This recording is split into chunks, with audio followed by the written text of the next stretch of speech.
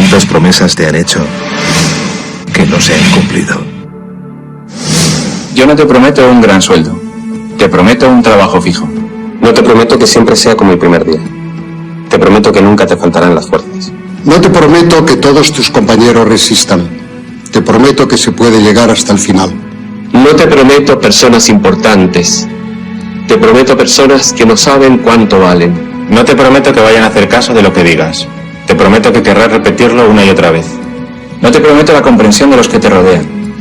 Te prometo que sabrás que has hecho lo correcto. No te prometo que te vayan a pedir ayuda. Te prometo que te necesitarán. No te prometo una decisión fácil. Te prometo que nunca te arrepentirás. No te prometo un trabajo perfecto. Te prometo formar parte de un proyecto inolvidable. No te prometo que siempre vayas a obtener resultados. Te prometo que tu trabajo dará mucho fruto. No te prometo que vayas a tener grandes lujos. Te prometo que tu riqueza será eterna. No te prometo que siempre vayas a poder ser valiente. Te prometo que tu amor será más fuerte que el mío. No te prometo que puedas acabar con el dolor, el sufrimiento y la injusticia. Te prometo que estés donde estés, llevarás esperanza. No te prometo el reconocimiento del mundo. Te prometo una palabra eficaz. No te prometo seguridades humanas. Te prometo la certeza de que has sido elegido. Y te prometo que alimentarás al mundo.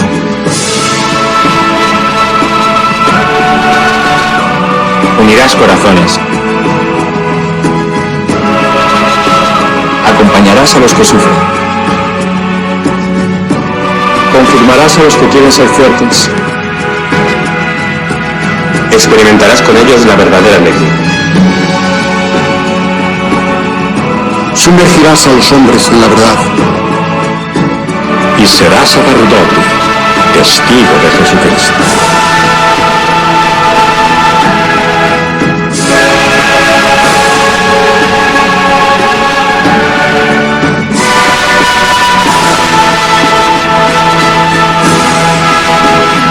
No te prometo una vida de aventuras.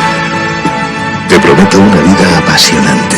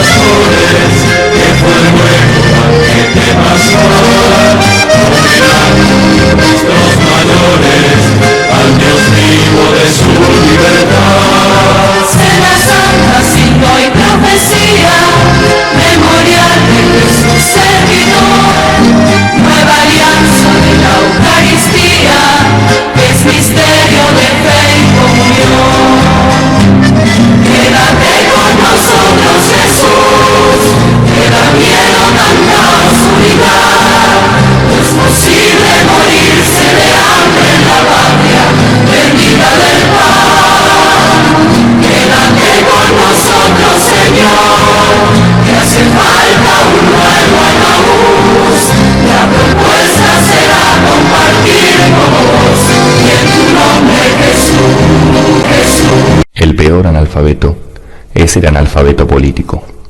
No oye, no habla, no participa de los acontecimientos políticos.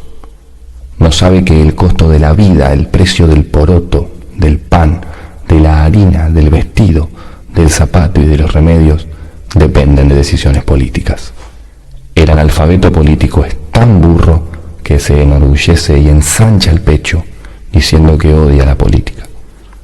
No sabe que de su ignorancia política nace la prostituta, el menor abandonado y el peor de todos los bandidos, que es el político corrupto, mequetrefe y lacayo de las empresas nacionales y multinacionales.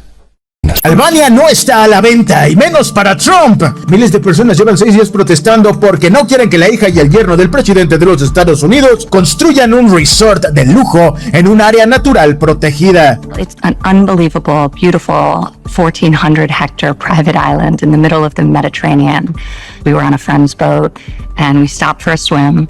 Effectively, that's how we found it. We have 5 miles of beachfront directly across from the island, this beautiful peninsula with a lagoon on one side. Miles de personas llevan protestando 6 días en Albania en rechazo total a un megaproyecto turístico de lujo, propiedad de Ivanka Trump, la hija del presidente de los Estados Unidos, y su esposo Jared Kushner, después de que el primer ministro de ese país modificara una ley en 2024 que cambiaba las condiciones de esa área natural protegida para poder aprobar el desarrollo de Ivanka Trump en la isla de Sasan y en la zona costera de Zverniek, junto a la zona conocida como Vjosa-Narta, una reserva natural que cuenta con humedales, focas, zonas de anidación de tortugas marinas y que además cuenta con una de las poblaciones más importantes de flamencos de la región. Por su parte, Ivanka Trump dijo que descubrió el lugar por accidente mientras estaba en el barco de un amigo. Dijo que se detuvieron a nadar, llegaron a la isla, subieron descalzos hasta la cima y quedaron cautivados con la reserva natural protegida, propiedad de los ciudadanos de Albania. Y es que a pesar de que se han incrementado significativamente las protestas y la inconformidad de cientos de miles de personas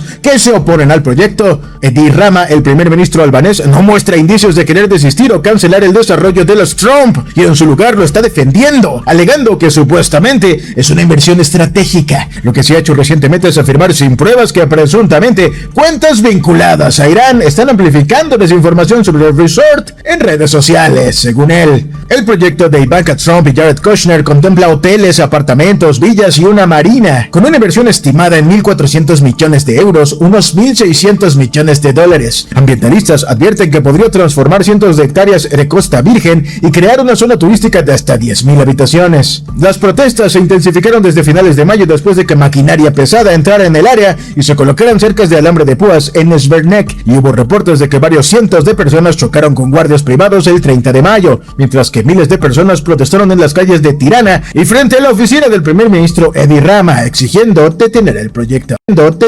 ¿Qué tal? Muy buenas tardes. Les saluda Marlene Guzmán, hoy por Joana Suárez. La economía de Estados Unidos está pagando un precio muy alto por una decisión que tomó hace unas semanas. Una nueva ley fiscal firmada en Washington y ya en vigor ha provocado una auténtica ola de revueltas entre los trabajadores mexicanos, que durante años han soportado en silencio la pesada carga laboral del país. Lo que en un principio comenzó como una protesta en la que solo unos cientos de personas abandonaron sus puestos de trabajo, se convirtió en poco tiempo en un movimiento de retorno a la vida laboral de enormes proporciones. En la actualidad, en Estados Unidos se está produciendo una grave escasez de mano de obra en numerosos sectores, desde las explotaciones agrícolas hasta los centros logísticos, pasando por las grandes fábricas y las instalaciones alimentarias.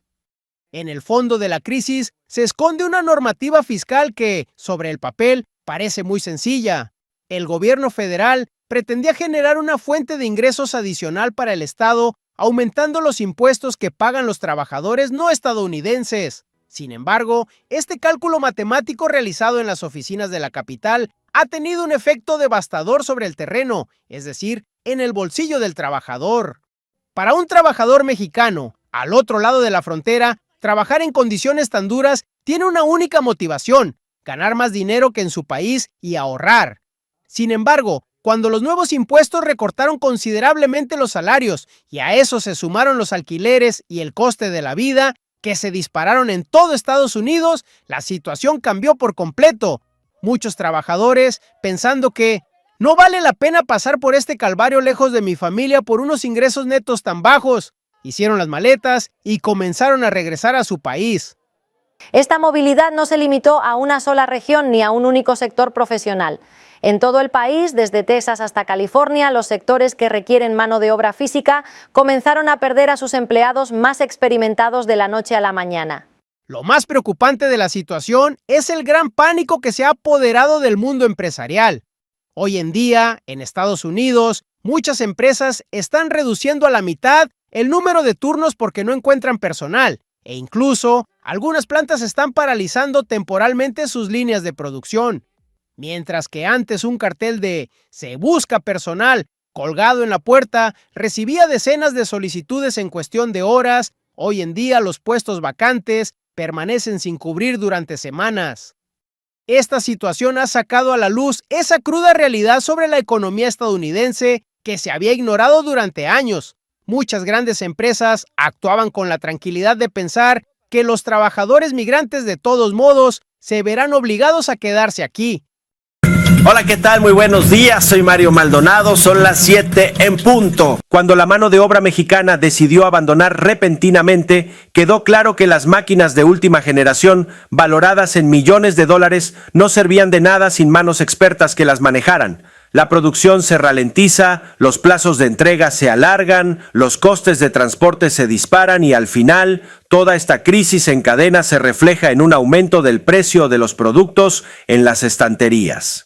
A medida que aumentaban las quejas de los directivos de las empresas y los propietarios de fábricas, las miradas se dirigieron, como es lógico, hacia la clase política, concretamente hacia el presidente Donald Trump y su administración. Según informaciones filtradas desde los círculos políticos, en Washington se está debatiendo acaloradamente cómo esta ley fiscal, promulgada únicamente para parchear el presupuesto, ha resquebrajado la columna vertebral de la economía. Sin embargo, lo más llamativo está ocurriendo al sur de la frontera, en Ciudad de México. Según las informaciones, se han establecido diversos contactos diplomáticos sobre el tema entre la administración Trump y la presidenta de México, Claudia Sheinbaum. Sin embargo, la postura de México es extremadamente clara y firme. El gobierno de Sheinbaum transmite el mensaje de que la decisión de que nuestros ciudadanos permanezcan o no en Estados Unidos es totalmente una elección individual. Como Estado, no intervenimos en ello. El equivalente de esta declaración en lenguaje diplomático es en realidad bastante claro. Sois vosotros quienes endurecéis las condiciones, resolved vuestra crisis vosotros mismos. México ya había aumentado su capacidad de empleo en los últimos años gracias a las enormes zonas industriales y fábricas que se han abierto dentro de sus fronteras. Por lo tanto, la mano de obra cualificada y con experiencia que regresa de Estados Unidos se ha convertido prácticamente en un recurso ya preparado para la propia economía de México. Es decir, mientras Estados Unidos pierde mano de obra experimentada, México integra a sus propios ciudadanos en su industria. Por supuesto, los representantes del sector están debatiendo acaloradamente un plan B. La solución que primero viene a la mente es cubrir el vacío que han dejado los mexicanos con nuevos trabajadores procedentes de otros países de América Central y del Sur. Sin embargo, los expertos del mundo empresarial señalan que no es tan fácil. La experiencia y la destreza manual de un trabajador que ha dedicado años a esa cadena de montaje o a ese campo no se pueden comparar con las de alguien que parte de cero. Formar a nuevos trabajadores y adaptarlos al sistema supone para las empresas una pérdida de tiempo de meses y un coste enorme. En definitiva, esta situación pone de manifiesto que los equilibrios del mercado laboral estadounidense se han visto profundamente alterados. Aunque aún no está claro si el gobierno federal dará marcha atrás, hay una realidad muy concreta. Los trabajadores mexicanos ya no están en condiciones de aceptar sin más cualquier condición que se les imponga. Esta crisis, que todo el mundo sigue de cerca, parece que va a traer consigo debates mucho más acalorados en los próximos días, tanto en la política interna de Estados Unidos como en las relaciones entre ambos países. El coste de esta crisis de mano de obra no se limita únicamente a los balances de las grandes fábricas o de los propietarios de grandes explotaciones agrícolas. La disminución de productos en las estanterías y el aumento de los costes logísticos ya han empezado a hacerse notar directamente en el bolsillo del ciudadano estadounidense de a pie, mientras que en los supermercados ya se están actualizando al alza las etiquetas de precios en las secciones de alimentos frescos. En algunas regiones están apareciendo evidentes problemas de suministro de productos de primera necesidad, es decir, esos productos que no se recogen en el campo o esos envíos que permanecen días y días en los almacenes acaban al final traduciéndose directamente en inflación para la población estadounidense. Los expertos que siguen de cerca los mercados advierten claramente de que, si esta contracción de la producción continúa, el aumento de los precios cobrará un impulso mucho más fuerte. La dimensión política del asunto se está convirtiendo en un círculo cada vez más estrecho para la administración de Washington. Los representantes del mundo empresarial, especialmente en los estados con una gran concentración de inversiones en industria, agricultura y logística, aunque hasta ahora se habían mantenido en silencio ante las políticas del gobierno actual, han comenzado a alzar la voz abiertamente. Aunque eslóganes como la seguridad fronteriza y la protección de la mano de obra local sean aplaudidos en la arena política, la situación ha cambiado cuando los empresarios se han visto ante el riesgo de tener que cerrar sus fábricas. La Casa Blanca se ve abocada a una situación en la que ya no puede ignorar las presiones de sus propios partidarios y de los grandes lobbies industriales del país para que flexibilice inmediatamente esta ley fiscal. El hecho de que el país vecino, al que durante años se consideró únicamente una fuente de mano de obra barata, tenga hoy en sus manos el destino de las cadenas de producción estadounidenses, pone de manifiesto hasta qué punto han cambiado los equilibrios de poder en la región en comparación con el pasado. Durante más de una década, Argentina peleó por abrir una puerta. Tocó, insistió, negoció y finalmente, en 2022, México abrió esa puerta de par en par para la carne bovina argentina. 22 plantas habilitadas, un mercado de 130 millones de consumidores y la promesa de dólares frescos para una economía que los necesita como oxígeno. 3 años después, esa misma puerta no solo se cerró con candado, con multa y con una factura política que nadie en Buenos Aires quiso ver venir. México tomó una decisión comercial histórica: bloquear las importaciones argentinas en carne, aceite de soya, vino y lácteos. No fue un rumor de pasillo, fue una cancelación directa de 25.000 toneladas de carne argentina. Y no se quedó ahí. El bloqueo del aceite de soya, los vinos detenidos en Veracruz y Manzanillo, los lácteos frenados en aduana, todo al mismo tiempo. ¿Por qué nadie lo vio venir? Porque estábamos mirando el lugar equivocado. Mirábamos los discursos, no los contenedores. Vamos por partes. Primero, el antecedente. Porque para entender el portazo, tienes que recordar el abrazo. La Secretaría de Agricultura de Argentina anunció con bombos que México había operativizado la apertura del mercado a la carne bovina deshuesada y madurada. A partir de esa fecha, 22 plantas argentinas quedaron habilitadas para exportar. Fueron negociaciones iniciadas en 2010, empujadas personalmente por Alberto Fernández y Andrés Manuel López Obrador. Era lógico. En enero a noviembre de 2022, las exportaciones argentinas totales a México fueron de 986 millones de dólares, 54% más que el año anterior. De eso, 500 millones eran agroindustria, aceite de girasol, trigo, aceite de soja y vinos lideraban la lista. México importaba entonces 750 millones de dólares en carne bovina al año, unas 86.000 toneladas. Argentina quería un pedazo de ese pastel y lo consiguió. Pero los mercados no tienen memoria sentimental, tienen reglas. Marzo de 2025, una auditoría del Senacica mexicano recorre frigoríficos argentinos. El hallazgo: fallos en la medición del pH en canales de exportación.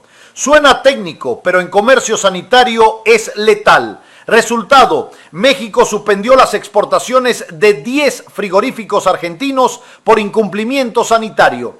No fue un cierre total del país, pero fue un mensaje quirúrgico: 10 plantas fuera. Y en un negocio donde cada contenedor vale cientos de miles de dólares, 10 plantas es una amputación. Argentina corrió a través del SENASA a revisar, a prometer correcciones. México escuchó y luego hizo algo peor que mantener la suspensión. Levantó las sanciones sanitarias, permitió reanudar los envíos, pero subió un 25% los aranceles. Piénsalo, No te prohíbo vender, solo te hago tan caro que no puedas competir. Es el proteccionismo elegante del siglo XXI. El efecto fue inmediato. México reabrió la importación tras levantar sanciones, pero ese arancel del 25% limitó las exportaciones. Las cifras hablan solas. Exportaciones caídas un 55,8% en 2025. Y mientras los medios argentinos discutían si era un tema técnico o político, en YouTube y en los puertos ya se hablaba de otra cosa: veto. Literalmente, México veta lácteos y carne de Argentina. Castigo económico. La descripción del video lo dice sin vueltas. Una medida que funciona como un fuerte castigo económico con impacto directo en los productores argentinos y en el bolsillo de los consumidores mexicanos. Otros reportes hablan de aranceles del 15% a la carne, lácteos y aceite de soya de Argentina, paralizando sus exportaciones y obligando a Argentina a pedir dólares en puertos. 15 o 25, depende del producto y del momento, pero la dirección es la misma: encarecer, frenar, sustituir. Y aquí viene la parte que nadie te contó en la pele. México no está improvisando, está ejecutando una estrategia de sustitución de importaciones que lleva años cocinándose. ¿Por qué comprar carne argentina con riesgo sanitario y costo político cuando puedes traer de Brasil, de Australia o mejor aún, fortalecer a tus propios ganaderos en Sonora, Sinaloa y Veracruz? El Consejo Mexicano de la Carne lo dijo abiertamente: importar de Sudamérica y Oceanía para mitigar escasez y contener precios altos en 2025. Productores mexicanos incluso pidieron bloquear el ingreso de carne argentina, alegando riesgos sanitarios. La presión interna era real. Entonces, ¿fue solo por el pH? No, el pH fue la excusa perfecta. La razón de fondo es geopolítica y económica. Miremos Buenos Aires. Javier Milei llega con una motosierra, con un discurso de dolarización, con peleas públicas con Lula, con Petro y con indirectas constantes a México. En la diplomacia, las palabras pesan toneladas y en el comercio, las toneladas se pagan. Cuando México canceló esas 25,000 toneladas de carne, no solo canceló proteína, canceló divisas. Argentina vive una sequía crónica de dólares. Cada contenedor que no entra a Manzanillo es un contenedor que no paga sueldos en Rosario, que no compra insumos en Córdoba, que no sostiene tambos en Santa Fe. El aceite de soya es el ejemplo perfecto. Argentina es el mayor exportador mundial de aceite de soja. México era un cliente natural. Cuando bloqueas aceite de soya, no afectas a una empresa, afectas a toda la cadena: productores, aceiteras, puertos, transportistas. Y el vino. Los vinos argentinos detenidos en Veracruz no son Malbec de supermercado. Son etiquetas premium que construyeron mercado durante años. Perder Lineal en Walmart o en la Europea en México cuesta una década recuperarlo. Los lácteos igual. México es deficitario en leche en polvo, pero prefirió pagar más a Nueva Zelanda o a Estados Unidos antes que seguir dependiendo de Argentina en un contexto político tenso. Y Milei, según el análisis que circula, voló a Washington a pedir ayuda. Tiene sentido. Si México te cierra, necesitas que Estados Unidos te abra. Y vaya coincidencia, Trump firmó un decreto para autorizar 80,000 toneladas extra de carne argentina en 2026. Pero eso es Estados Unidos, no México. Y no es gratis, es a cambio de alineamiento. Mientras tanto, México paga su propio costo, porque cerrar un mercado también duele adentro. El consumidor mexicano vio subir el precio de la carne en 2025. Los industriales lácteos tuvieron que reformular mezclas. Los importadores que habían invertido en logística argentina perdieron contratos. Pero México lo calculó. La presidenta Claudia Sheinbaum, a diferencia de López Obrador, está jugando una carta distinta. Menos ideología latinoamericanista, más pragmatismo comercial.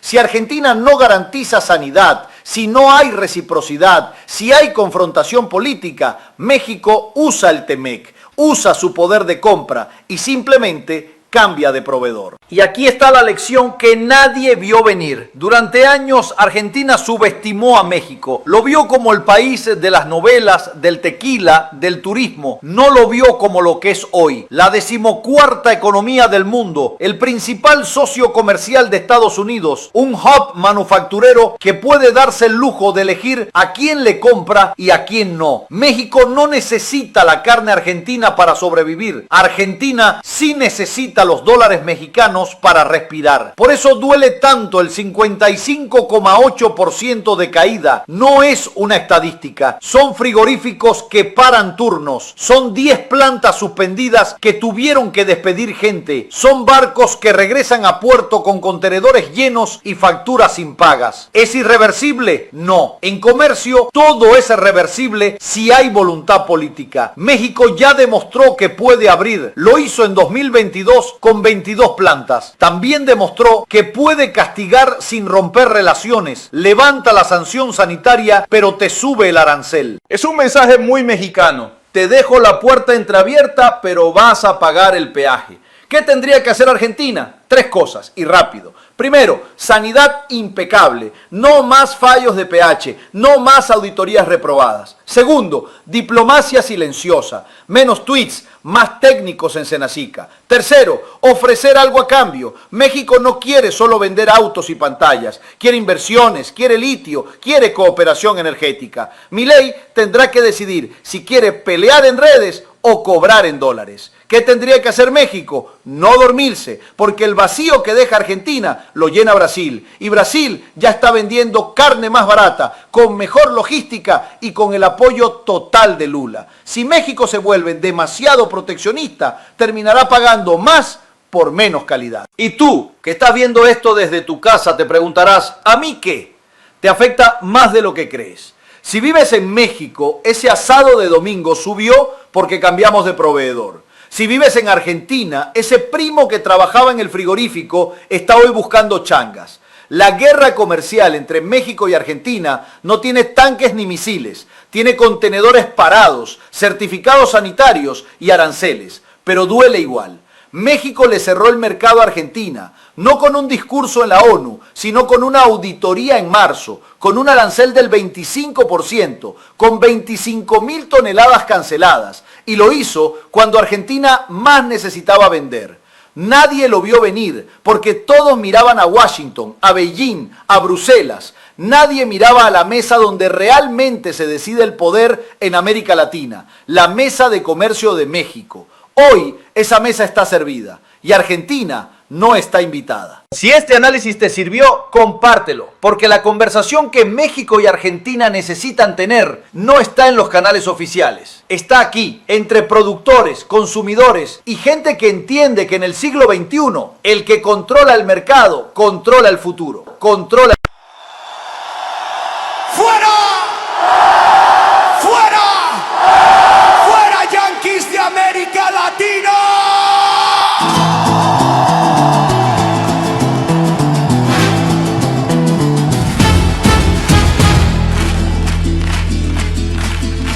Llegaron con promesas y banderas de libertad, dejaron sangre, deuda y una falsa paz.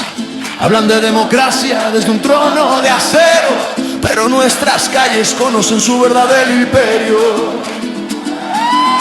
Robaron tierras, nombres, sueños y pan, con dictadores firmaron la seguridad. Desde el norte mandan órdenes al sur, pero este pueblo ya perdió el miedo y alzó la luz. No somos patio trasero, no somos colonia más. La historia se escribe en fuego y hoy la vamos a cambiar. ¡Fuera, Yankees de América Latina! Esta tierra no se vende, se camina. ¡Fuera, Yankees de América Latina! Nuestra voz no se silencia ni se inclina. ¡Fuera! América Latina no se domina. América Latina no se domina.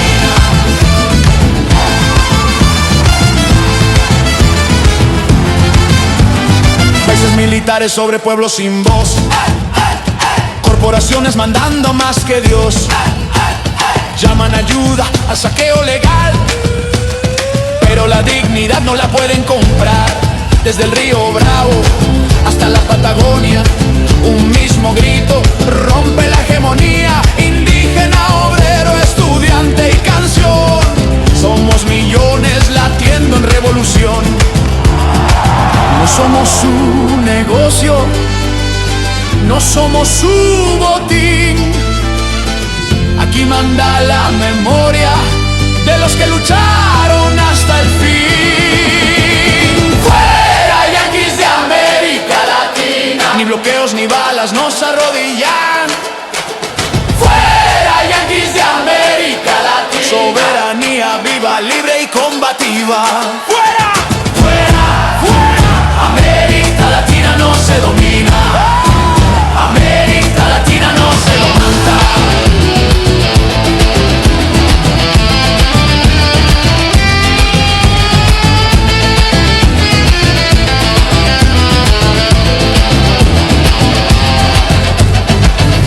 Golpes, no más mentiras, no más imperios sobre nuestras vidas. La patria es grande, la lucha también. Si tocan a uno, respondemos 100. Fuera yanquis de América Latina, desde el barrio hasta la cordillera. Fuera yanquis de América Latina, este continente ya decidió su bandera. Fuera.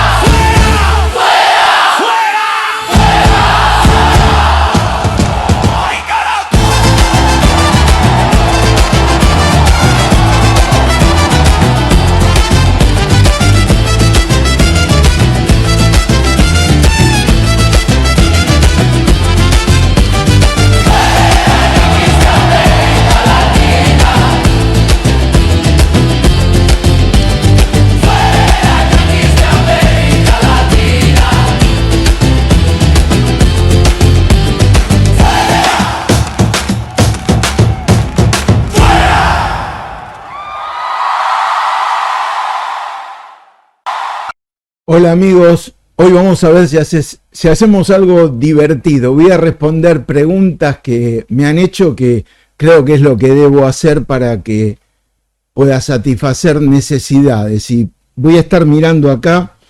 Alguien me dice, sigo creyendo que nadie logra explicar fácil para que la gente entienda por qué vamos mal. Te lo voy a explicar fácil, porque la idea es, ¿por qué dicen que vamos bien si vamos mal? Es muy sencillo. En Argentina hay una cantidad de recursos naturales que hacen que se haya disparado la minería, porque tenemos cobre, porque tenemos litio, porque hemos hecho durante los gobiernos populares la inversión como para que este gobierno pueda exportar petróleo, también porque hemos tenido unas cosechas impresionantes. Los productos primarios están muy altos. Rebotó la pesca, entonces vos tenés todos esos sectores que le suman a través de las exportaciones al Producto Bruto Interno, que es lo que da crecimiento. Ahora, ese sector de la economía explica solamente el 20% del trabajo, de la mano de obra, de los empleados. El otro 80% lo explica la industria, el comercio y los servicios.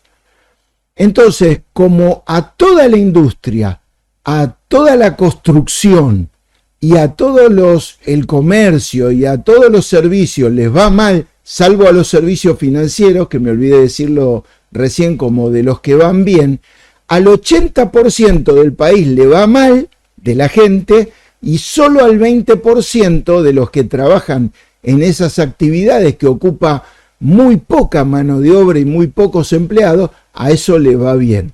En la mezcla, ese pequeño 20% que da empleo le va muy bien cuando miramos la economía y la generación de dólares, de facturación, digamos, y a todos los demás le va muy mal. En el promedio da un poquitito arriba en cuanto a lo que es el crecimiento, pero da muy abajo en cuanto a lo que es el empleo y el salario.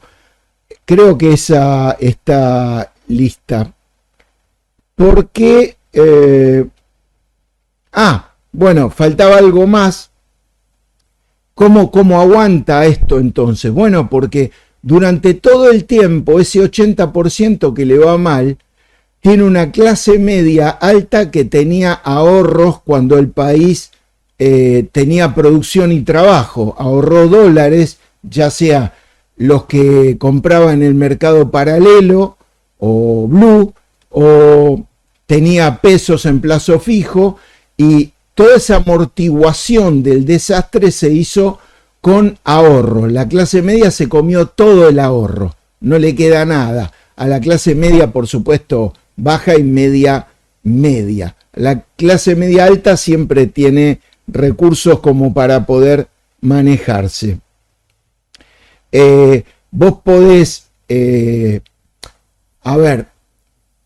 para un país, ¿no?, que tiene ahorros. ¿Cuáles son los ahorros del país? El litio, el cobre, la energía, los recursos naturales, que es la tierra y el agua, para poder tener grandes producciones y exportar soja, trigo, girasol y todo lo que son cereales. El tema es que si el país fuera una empresa o una persona y todos esos ahorros se los gasta, como estamos haciendo ahora, sin generar empleo, es como una persona que vive de sus ahorros sin laburar hasta el momento que se le terminan los ahorros y después no tiene ni laburo ni ahorro. Esta es una de las explicaciones que me pidieron, espero haberla... pero me dicen también cómo es que algunos dicen que emiten y otros dicen que el gobierno no, y el gobierno dice que no emite. Bueno, sí, el gobierno emite todo el tiempo, ha emitido 5 veces la base monetaria desde que Alberto Fernández dejó de ser presidente. Lo que hace es emitir y esterilizar. ¿Qué quiere decir? Emite pesos y después pide prestado los pesos al banco, porque el Banco Central le pide prestado a los bancos oficiales. ¿Cómo viene la mano? Como nosotros no tenemos suficiente crédito, tenemos que pedirle a los bancos locales crédito. ¿Y cómo se lo pedimos si hay una cantidad de dinero? Emitiendo y haciendo que los bancos absorban ese dinero que emitimos para después prestárselo al gobierno. Es decir, el gobierno emite, los pesos los agarran los bancos y le pagamos interés a los bancos por pedírselos prestados de nuevo. Con lo cual, lo que está pasando es que se está formando una deuda acumulada de esos intereses que no los pagamos, porque al vencimiento de cada crédito, de cada bono, de cada título, el gobierno vencen 100 y ponele la tasa anual es 30% y tendría que pagar 30 para seguir debiendo 100. Pero ¿qué hace el gobierno? No paga los intereses y en vez de deber 100, ahora debe 130. Por eso la deuda bruta pública aumentó en 126 mil millones de dólares hasta el 30 de abril, desde que comenzó Milei. ¿Qué sería esto? Esto te lo explico gráficamente. El país tiene un cáncer. Como no lo puede extirpar el cáncer, lo que hace es congelarlo y alargarle la vida en lugar de que muera en un default o que viva con una operación radical donde extraiga el cáncer. Entonces, ni lo extrae el cáncer, ni se muere el país. ¿Qué hace? Lo mantienen con vida por el tiempo que esto dure, hasta que en algún momento, al no ser extirpado, va a producir el default, que es la muerte. Esa es la otra pregunta que me hacen con respecto a la emisión. Y ahora algo que me preguntan sobre el tema de que levantó el diario Infobae hoy acerca de la pobreza infantil y cómo disminuyó. En realidad, lo que hace Infobae es, supongo que será por error, porque cuando un periodista hace un análisis, el periodista estudió para analizar periodismo. Y los temas económicos son un poco más complejos que los temas de comentar si Adorni presentó la declaración jurada o no. Entonces, ¿qué sucede? Sucede algo que es tremendo. La prensa no es neutral. Y hay algunos medios que tampoco están interesados en ocultar que no son neutrales.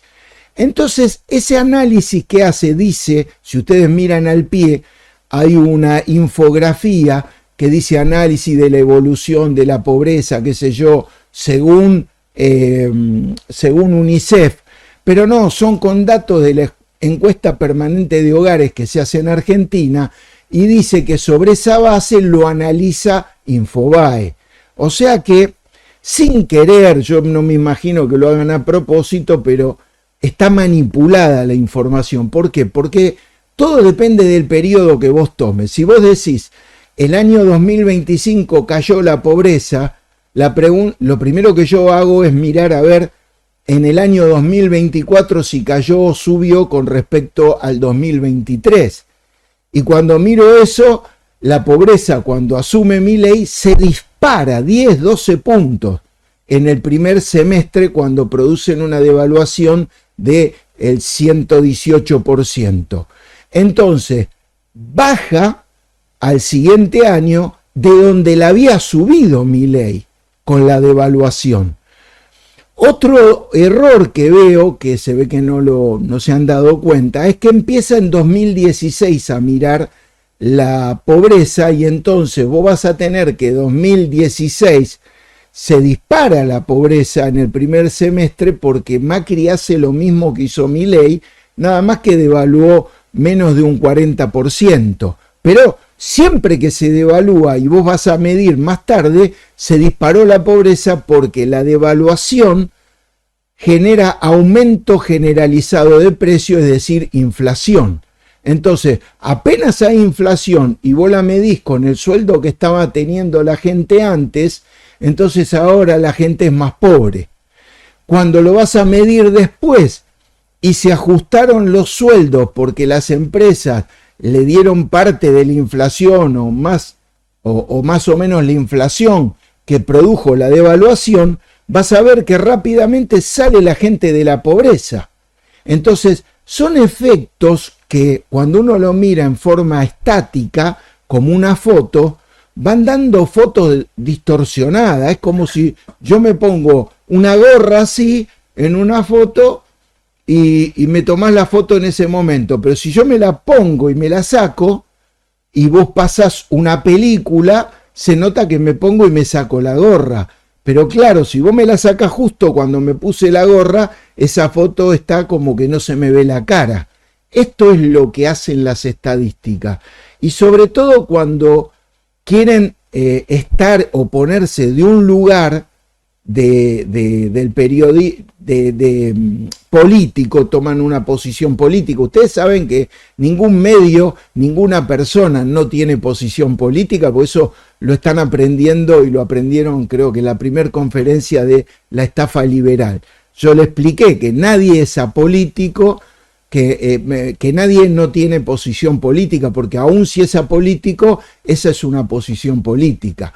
Estás de un lado o del otro, ideológica y políticamente. Entonces los medios, sobre todo los que sostienen este gobierno, siempre tratan de dar buenas noticias, y como no hay buenas noticias, porque todo es mala noticia, por ejemplo, no comparan la pobreza que tiene Milei ahora con la pobreza que tenías antes de 2016, que eran con los gobiernos populares, donde durante un montón de tiempo los niveles de pobreza estuvieron alrededor del 24 o 25%. Entonces, si ahora tenés el 42%, estás muy arriba en la pobreza de la que tenía el gobierno de la Chorra, de la Montonera y de este genio del liberalismo que es el presidente de la nación. Entonces, falso, no aumentó, no bajó la pobreza, sino que aumentó, y hay que mirar siempre las series. ¿Cómo no va a estar más bajo que en el año 24 si en el 24 Milei devaluó 118%? Fue la primer devaluación en un día más alta de la historia argentina. Al otro día todo el mundo, con los precios que pegaron una estampida de 25%, era más pobre. Cuando vos a una persona le sacás el 25% de su sueldo en un día, entran a la pobreza una enorme cantidad de gente que antes no estaban. Entonces sacás esa foto. Y el año que viene, como voy a estancar el dólar, no lo muevo más, con el dólar como ancla antiinflacionaria, lo que voy a hacer es que cuando le estén dando aumento de sueldo en pesos, esa gente que había perdido el 25% empiece a recuperar. Pero si la miro contra ese 25% que habían perdido, se está recuperando algo, pero no todo. Pero además hay que decir, es una pobreza que provocaron para después mostrar que iban saliendo de la pobreza. Como Milei cuando dice que estamos creciendo, y estamos creciendo en conjunto porque tomamos en cuenta todo lo que es exportación de litio, exportación de, sobre todo de petróleo, que el superávit comercial del año pasado lo explicó solamente el petróleo. Y también cuando decimos que no emitimos, pero sí emitimos para pagar los intereses de la deuda. Lo que hacemos es que los bancos lo reabsorban para que no esté esa plata y genere inflación. Pero lo que pasa es que como contrapartida estamos mandando la inflación que tendríamos que tener hoy emitiendo para pagar intereses a más adelante cuando alguien quiera sincerar, como dice Milei y Caputo, la realidad de la economía. Entonces, siempre que ustedes miran una infografía, miren de qué momento hasta qué momento la toman. Si la evitan a Cristina es porque seguramente Cristina tenía mejores números. Será al revés cuando los peronistas lo hacen, porque esto lo hacen los economistas o los intereses de todo el mundo. Entonces, si Milei dice bajamos en un año tanto la pobreza, es decir, en un año estabas vos el año anterior. Entonces, ¿en cuánto estaba la pobreza? En 67% y la bajó a, qué sé yo, al 42%. Te la bajaste vos mismo porque antes de eso no estaba ahí. No, pero en el gobierno anterior, en el primer semestre y en el segundo semestre del año 2020 la pobreza estaba más alta. Claro, pero contame que había pandemia y que la gente no iba a trabajar y que se generó una pobreza extrema porque el gobierno emitía para financiar a la gente que pagaba sueldos, le pagó hasta los sueldos hasta techín, y entonces esa inflación generaba pobreza.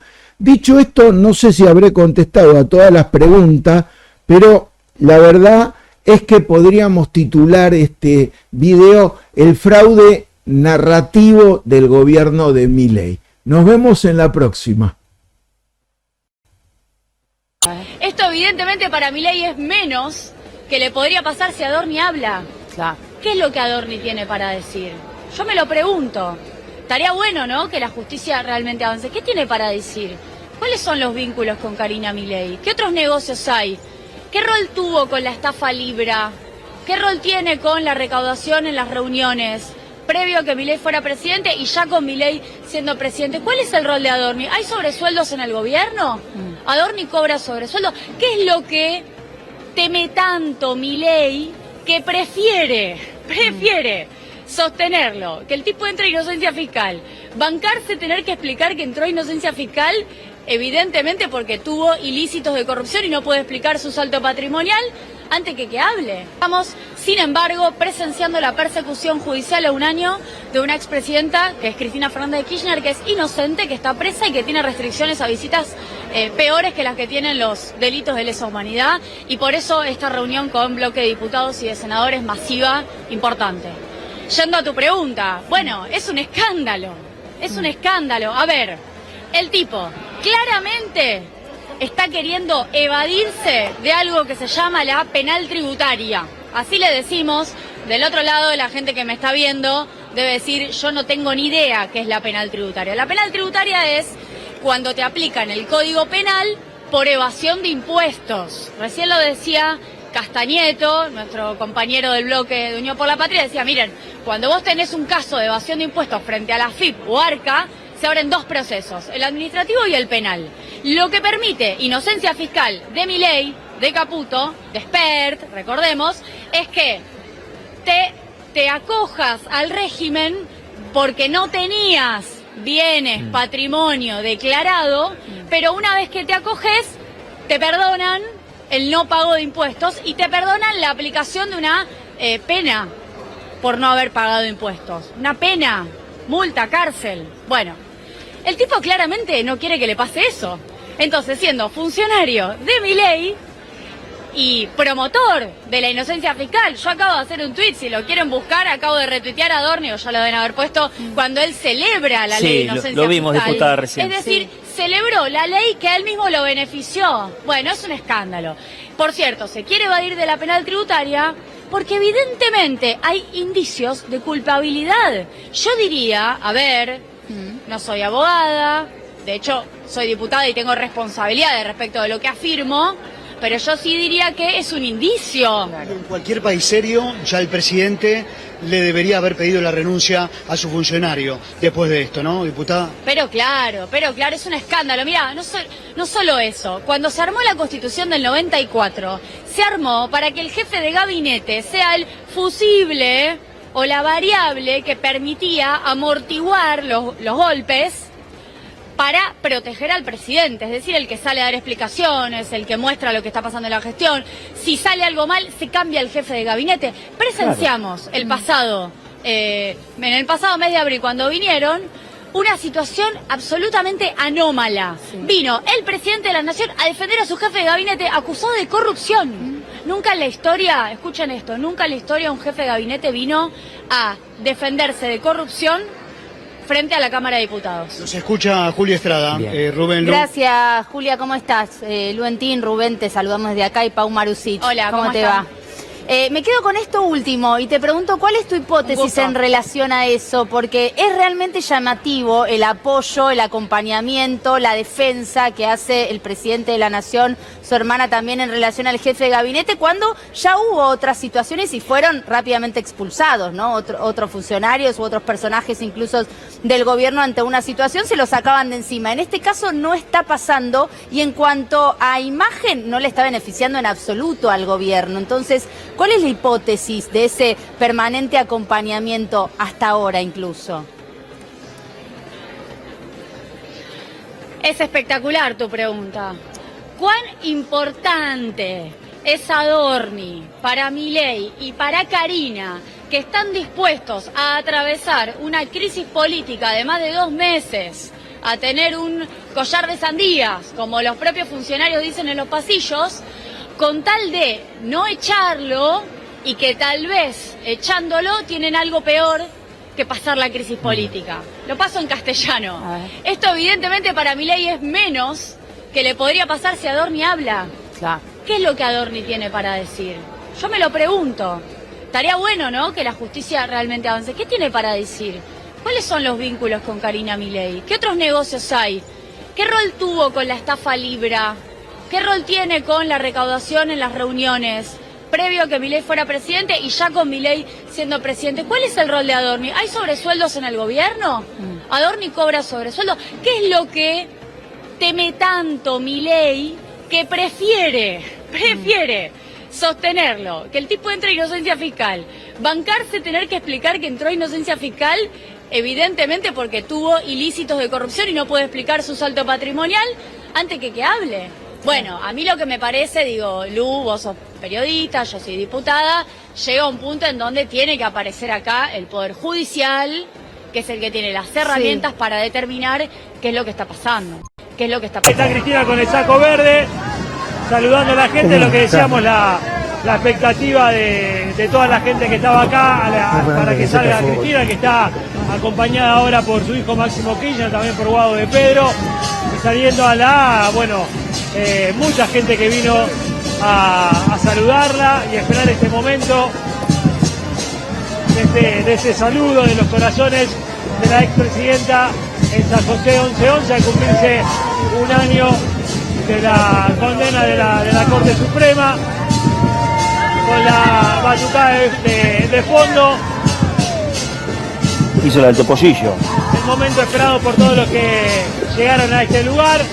Bueno, repite los saludos Cristina, seguramente también vuelva a salir más tarde, se esperaba que sea a las 6, pero bueno, adelantó su salida al balcón porque era mucha la gente que se había acercado con los distintos discursos que se estaban llevando adelante aquí en San José, y todos querían en este momento entonces de ver a la expresidenta en el balcón de su casa. Sí, están tocando el himno nacional de fondo, ella que saluda a la militancia y se estoy escuchando lo que están tocando, se toca el corazón más fuerte. Ahí está.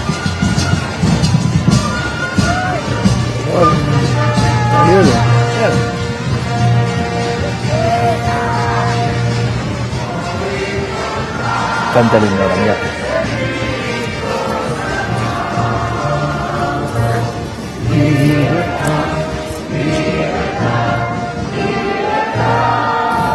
Bueno, ahora lo que está sonando, compañeros, si se pueden escuchar, es el himno en este día, bueno, tan especial, y sobre todo para cada uno de aquellos que han decidido venir a la puerta de San José a darles no solo el saludo, sino también al apoyo a la expresidenta.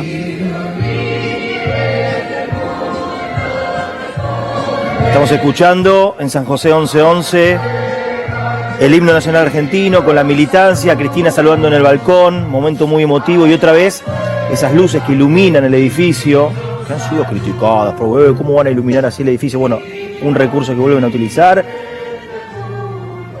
que reflejan este balcón que ya quedará en la historia de lo que ha sido Cristina proscripta, Cristina detenida, hoy a un año de la condena, saludando a su gente y la gente que le retribuye. Había mucha gente emocionada, la escuchaban recién, ¿no?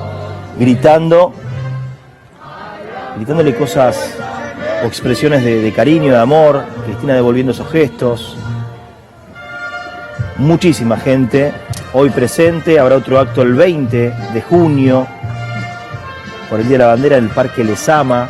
Se espera una gran convocatoria y su palabra, porque aquí no hace más que saludar, se va a esperar un discurso de Cristina telefónico en esa jornada. Falta muy poco, en 10 días, está muy poco, en 10 días. Bueno, contame, ¿por qué sintieron la necesidad de estar hoy aquí en San José 11-11? Bueno, hoy estamos acá en San José a un año de la proscripción de Cristina.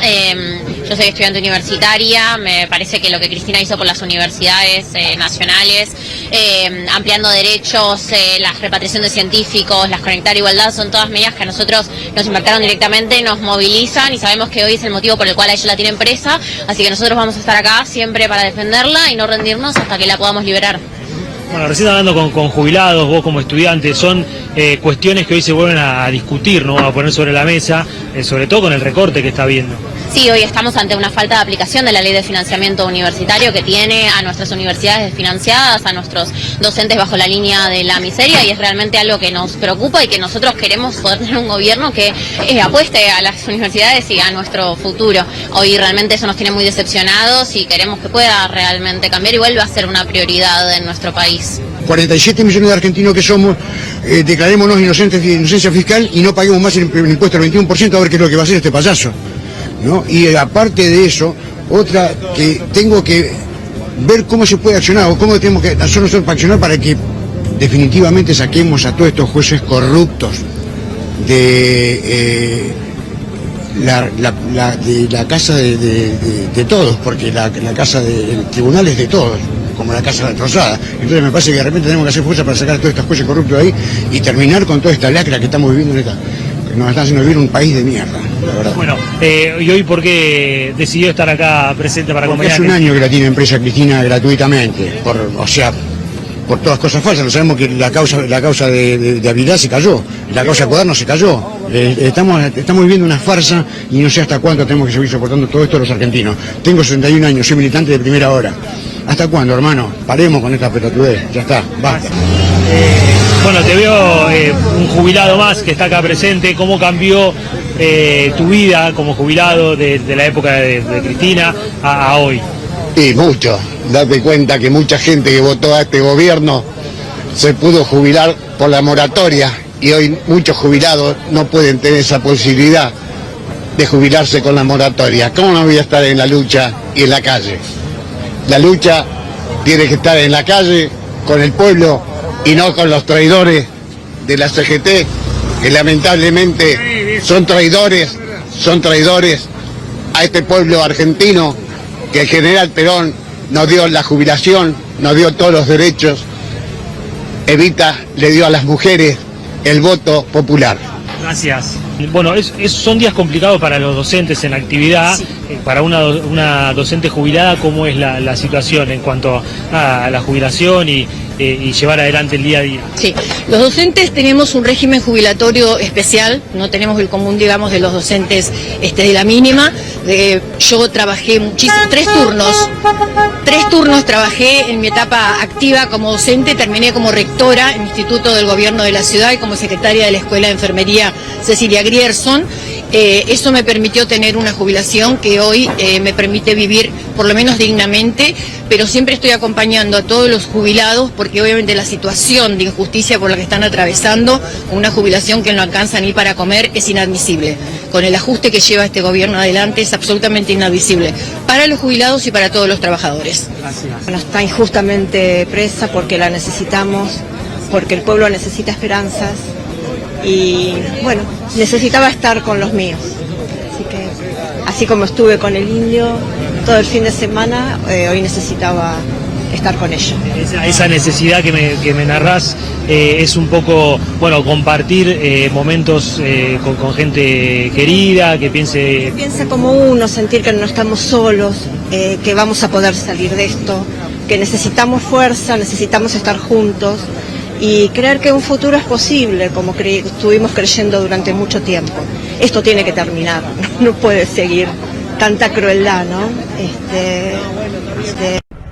Tenemos que hacer una gran manifestación, una pueblada para sacar a todos estos jueces de mierda, pero una pueblada de verdad, una pueblada contra los jueces, una pueblada que demostremos como el 20 y el 21 de diciembre que el pueblo está harto y podrido y que tiene que salir a la calle.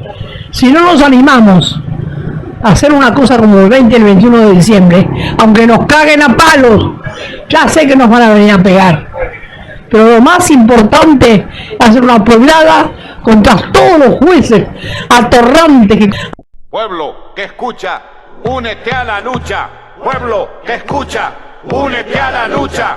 Pueblo que escucha, únete a la lucha. Pueblo que escucha, únete a la lucha. Pueblo que escucha, únete a la lucha. Pueblo que escucha, únete a la lucha. Pueblo que escucha, únete a la lucha. Pueblo unido, nunca vencido. Pueblo unido, nunca vencido. Y luche, luche, luche, no deje de luchar. Y luche, luche, luche, no deje de luchar. Por un canto de obrero, obrero y popular. Y luche, luche, luche, no deje de luchar. Pobre el pobre que no luche, siempre callado nomás. Le han de robar su guitarra, nunca más ha de cantar. Y luche, luche, luche, no deje de luchar. Y luche, luche, luche, no deje de luchar. Por un canto de obrero, obrero y popular. Y luche, luche, luche, no deje de luchar. Pueblo que escucha, únete. ¿Qué cosas tiene mi pueblo que no las puedo callar? Cualquiera viene y le ofende y el calladito nomás. pero guarda al que trampea, pero guarda al que le miente, porque mi pueblo no es tonto, porque mi pueblo es valiente, porque mi pueblo algún día cuando la sangre reviente habrá de salir cantando con un fusil en la frente, y entonces no habrá más niños durmiendo bajo los puentes, ni obreros, ni campesinos, siempre apretando los dientes, porque mi pueblo es de machos y nadie me lo desmiente. Y luche, luche, luche, no deje de luchar. Y luche, luche, luche, no deje de luchar por un canto de obrero, obrero y popular. Y luche, luche, luche, no deje de luchar.